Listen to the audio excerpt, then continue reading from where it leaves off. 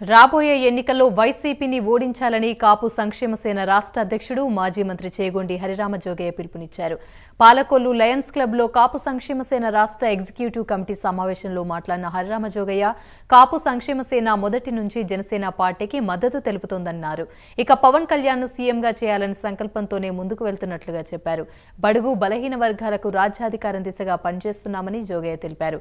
రాబోయే ఎన్నికల్లో 65 శాసనసభ సీట్లకు తక్కువ కాకుండా జనసేన పార్టీ అభ్యర్థులను నిర్ణయిస్తుందని తెలిపారు.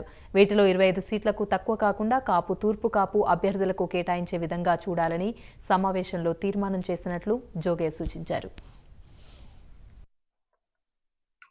కాపు సంక్షేమ సేన ఎగ్జిక్యూటివ్ కమిటీ, జిల్లాల కోఆర్డినేటర్స్, జిల్లాల అధ్యక్షులు, వివిధ విభాగాల అధ్యక్షులు వాళ్ళందరి యొక్క సమావేశం సుమారు 60 మంది యొక్క సమావేశం వేళ పాలకొల్లో జరిగింది. ఈ సమావేశంలో కాపు సంక్షేమ సేన కొన్ని తీర్మానాలు చేయటం జరిగింది. మొదటిది, ఇంతవరకు కాపు సంక్షేమ సేనగా ఉన్నటువంటి ఈ సంస్థ ముందు కాపు మరియు తూర్పు కాపు సంక్షేమ సేన కింద మార్పించి ఈ రెండు కులాల యొక్క సంక్షేమాన్ని ముందుకు తీసుకెళ్ళాలి అనే ఉద్దేశంతో ఒక నిర్ణయం చేశాం. రెండవది, రాబోయేటువంటి ఎలక్షన్స్. ఈ ఎలక్షన్స్లో వైఎస్ఆర్సీపీని ఏమైనా సరే ఓడించాలనేటువంటి ఒకే ఒక ధ్యేయంతో ఈవేళ జనసేన పార్టీ అటు తెలుగుదేశంతో రాబోయే కాలంలో బీజేపీతో కూడా కలిసి, అంటే ప్రతిపక్షాలన్నీ కూడా ఏకమై దాన్ని ఓడించాలనేటువంటి కృతనిశ్చయంతో ముందుకెళ్తున్నారు. మొదటి నుంచి కాపు సంక్షేమ సేన జనసేనకి ఆర్ఎస్ఎస్ మాదిరిగా వెనకుండి జనసేన యొక్క సంక్షేమాలు కోరుతూ జనసేన అధినేత అయినటువంటి పవన్ కళ్యాణ్ గారిని ముఖ్యమంత్రి చేయాలనేటువంటి ఒకే ఒక ధ్యేయంతో బడుగు బలహీన వర్గానికి రాజ్యాధికారం దక్కించుకోవాలనేటువంటి ధ్యేయంతో మేము పనిచేస్తూ వస్తున్నాం. కాబట్టి రాబోయేటువంటి ఎలక్షన్స్లో కాపు సంక్షేమ సేన యొక్క సభ్యుల యొక్క అవసరం ఎంతైనా ఉంది. కాబట్టి కాపు సంక్షేమ సేన సభ్యులంతా కూడా ప్రతి గ్రామంలో, నియోజకవర్గంలో, జిల్లాల్లో మీరంతా కూడా జనసేన తెలుగుదేశం కూటమితో కలిసి పనిచేయాలి. రాబోయే ఎలక్షన్స్లో ఈ కూటమి ఎవరి సరే నెగ్గించడానికి మీరు కృషి చేయాలని చెప్పేసి ఒక తీర్మానం చేయడం జరిగింది.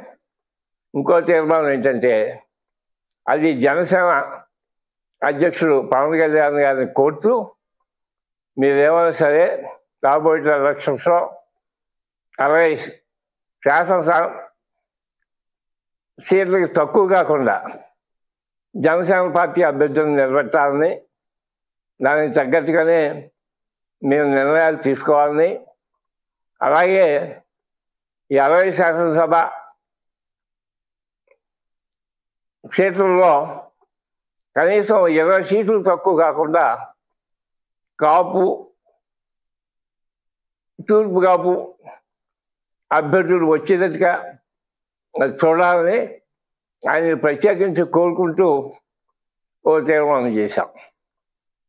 అది మాత్రమే కాకుండా ఇంకో తీర్మానం ఏంటంటే, ఎక్కడైతే జనసేన పార్టీ పోటీ పెడతారో ఆ నియోజకవర్గాల్లో కాపు కులస్తులు అందరూ కూడా వాళ్ళు గట్టిగా పనిచేయటం మాత్రమే కాకుండా ఆర్థికంగా కూడా ఆ అభ్యర్థికి మీరు సహాయం చేయాలి. ₹1000 తక్కువ కాకుండా ప్రతి కులస్తులకు కూడా విరాళంగా ఇచ్చి మీకు ఎంత తోస్తే అంత ఎన్ని లక్షలైనా సరే విరాళంగా ఇచ్చి ఆ అభ్యర్థుల్ని నగరానికి కారణభూతులు అవ్వాలని చెప్పేసి కూడా కాపు సోదరులందరికీ కూడా విజ్ఞప్తి చేస్తూ కూడా ఓ తీర్మానం చేయడం జరిగింది. ఈ తీర్మానాలతో రాబోయే ఎలక్షన్స్లో మరి కాపు సంక్షేమ సేన ఈ తెలుగుదేశం జనసేన కూటమి విజయానికి గట్టిగా తోడ్పడతామనే నమ్మకంతో నేను వివరిస్తున్నాను. ఈరోజు పాలకొల్లో పెద్దల హరిరామజోగయ్య గారు అధ్యక్షతన కాపు సంక్షేమ సేన మీటింగ్ జరిగింది. ఈ మీటింగ్కి మొత్తం ఆంధ్రప్రదేశ్లో ఉన్న కాపు సంక్షేమ సేన అధ్యక్షులు, ఎగ్జిక్యూటివ్ బాడీ, మొత్తం కమిటీ సభ్యులందరూ కూడా రావడం జరిగింది. పెద్దలు చెప్పినట్టుగా కమిటీలో 4 తీర్మానాలు చేయడం జరిగింది.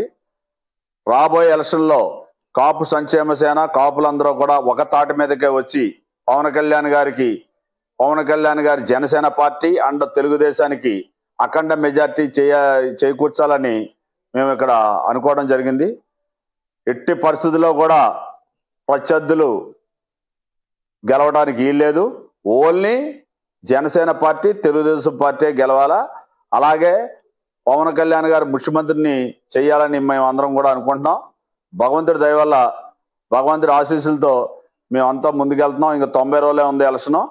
ఇవన్నీ చాలా తీర్మానాలు జరిగింది. అందరూ కూడా ఏకాగ్రంగా తీర్మానాల్లో ఒప్పుకోవడం జరిగింది.